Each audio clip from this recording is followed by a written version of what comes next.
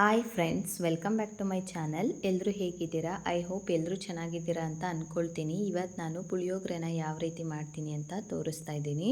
ಇನ್ಸ್ಟ್ಯಾಂಟಾಗಿ ಮಾಡ್ಕೋಬೋದು, ಹಾಗೆ ಒಂದು ಲಂಚ್ ಬಾಕ್ಸ್ ರೆಸಿಪಿ ಅಂತಲೂ ಹೇಳ್ಬೋದು ಇದನ್ನು. ಬನ್ನಿ ಹಾಗಾದರೆ ಹೇಗೆ ಮಾಡೋದು ಅಂತ ನೋಡೋಣ. 1 ಟೇಬಲ್ ಸ್ಪೂನಷ್ಟು ಕಡಲೆ ಬೀಜನ ತೊಗೊಂಡಿದ್ದೀನಿ. ಹಾಗೆ ಸ್ವಲ್ಪ ಹುಣಸೆ ಹಣ್ಣನ್ನು ನೀರಲ್ಲಿ ನೆನೆ ಹಾಕಿದ್ದೀನಿ.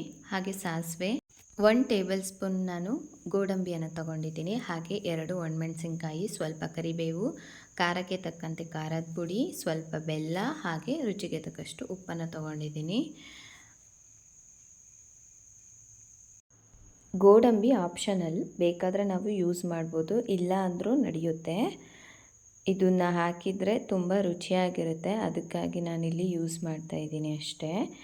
ಈಗ ನಾನು ಯಾವ ಪುಳಿಯೋಗರೆ ಪೌಡರ್ನ ಯೂಸ್ ಮಾಡಿದ್ದೀನಿ ಅಂತ ತೋರಿಸ್ತಾ ಇದ್ದೀನಿ ನೋಡಿ. ಅಯ್ಯಂಗಾರ್ಸ್ ಪುಳಿಯೋಗರೆ ಮಸಾಲ ಪ್ಯಾಕೆಟ್ನ ನಾನಿವತ್ತು ಯೂಸ್ ಮಾಡಿದ್ದೀನಿ ಪುಳಿಯೋಗರೆ ಮಾಡೋಕ್ಕೆ.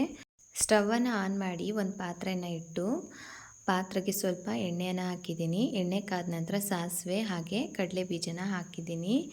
ಕಡಲೆ ಬೀಜ ಒಂಬಣ್ಣ ಬರೋವರೆಗೂ ನಾವು ಹುರ್ಕೋಬೇಕಾಗುತ್ತೆ. ಅದಾದಮೇಲೆ ಗೋಡಂಬಿ ತೊಗೊಂಡಿದ್ನಲ್ಲ ಅದನ್ನು ಹಾಕಿದ್ದೀನಿ. ಗೋಡಂಬಿನೂ ಅಷ್ಟೇ ಒಂದು ಲೈಟ್ ಬ್ರೌನ್ ಕಲರ್ ಬಂದರೆ ಸಾಕು. ಅದಾದಮೇಲೆ ನಾನು ಕರಿಬೇವಿನ ಸೊಪ್ಪು ಮತ್ತು ಒಣಮೆಣಸಿನ್ಕಾಯಿ ತೊಗೊಂಡಿದ್ನಲ್ಲ ಅದನ್ನು ಹಾಕಿದ್ದೀನಿ, ಬೆಲ್ಲನ ಹಾಕಿದ್ದೀನಿ. ಈಗ ನಾನು ಪುಳಿಯೋಗರೆ ಪೌಡರನ್ನು ಹಾಕಿದ್ದೀನಿ. ಪುಳಿಯೋಗರೆ ಪೌಡ್ರ್ ಹಾಕಿ ಚೆನ್ನಾಗಿ ಮಿಕ್ಸ್ ಮಾಡ್ಕೊತಾ ಇದ್ದೀನಿ. ಸ್ವಲ್ಪ ಖಾರದ ಪುಡಿಯನ್ನು ನಾನು ಈ ಟೈಮಲ್ಲಿ ಹಾಕೋತೀನಿ.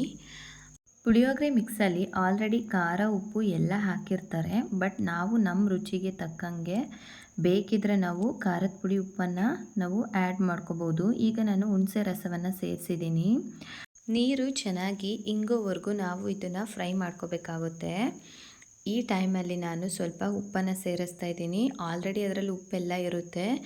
ಸ್ವಲ್ಪ ನಾನು ರುಚಿಗೆ ಬೇಕಾಗುವಷ್ಟು ನಾನು ಉಪ್ಪನ್ನು ಸೇರಿಸ್ಕೊಂಡಿದ್ದೀನಿ. ನೀವು ಕೂಡ ಅಷ್ಟೇ ಉಪ್ಪು ಆಲ್ರೆಡಿ ಇರುತ್ತೆ, ನೋಡಿ ನಿಮ್ಮ ರುಚಿಗೆ ತಕ್ಕಂಗೆ ನೀವು ಉಪ್ಪನ್ನು ಸೇರಿಸ್ಕೊಳ್ಳಿ. ನೋಡಿ ಇವಾಗ ರೆಡಿಯಾಗಿದೆ ಪುಳಿಯೋಗರೆ ಗೊಜ್ಜು.